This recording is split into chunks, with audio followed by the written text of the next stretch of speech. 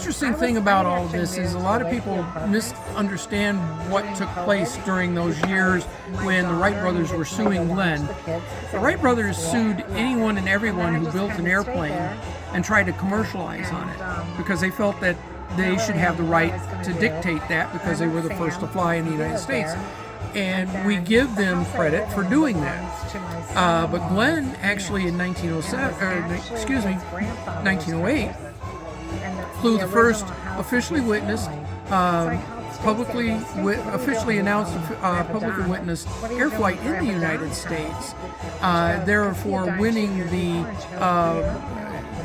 Scientific American Trophy and the cash award that they were offering. Now, they had offered that to the Wright brothers early, but the Wright brothers turned it down because they wanted to work on their patents and they didn't feel that anyone could qualify for it.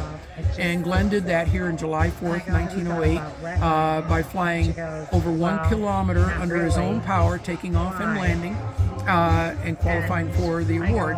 And that's what set the Wright brothers on their ear, because they realized that they were totally misunderstanding what other experimenters were doing in the United States, that they were starting to fall behind.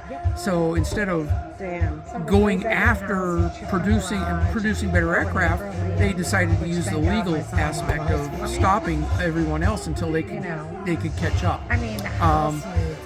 So the government, when World War I broke out, the government had pretty much put an end to it by pooling all the patents, telling everybody who was working on trying to develop aircraft to get busy, join the Aircraft Association that they had formed that basically owned the patents. And because we had a war coming and we needed to produce something. The United States was basically so far behind Europe and Germany, it was like the Stone Age compared to the Bronze Age. So that pretty much ended it, and to compensate Wright and Curtis, they gave each of them $1 million. So what? Yeah. So they Let me ask you a question about that.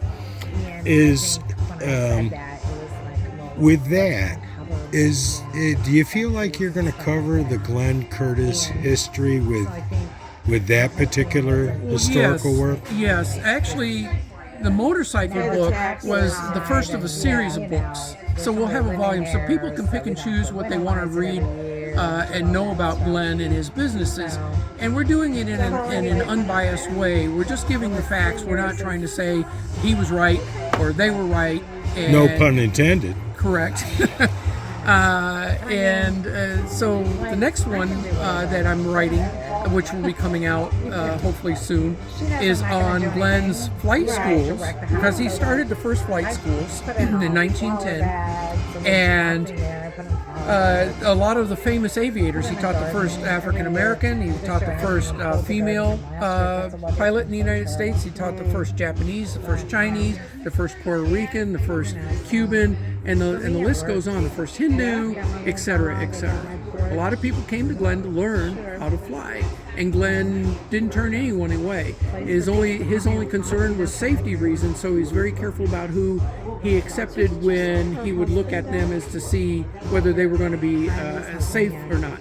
For example, in Hammondsport, when he started the flight school here in Hammondsport in 1910, no one, whether they were experienced or learning as students, were allowed to fly over the village. They had to stay totally away from the village in case they crashed. He didn't want anyone being hurt. So safety was paramount to Glen. Glen didn't want anyone hurt. Right. So as a result, in the roughly 6 years of the flight school operating here in Hammondsport, there was only one fatality.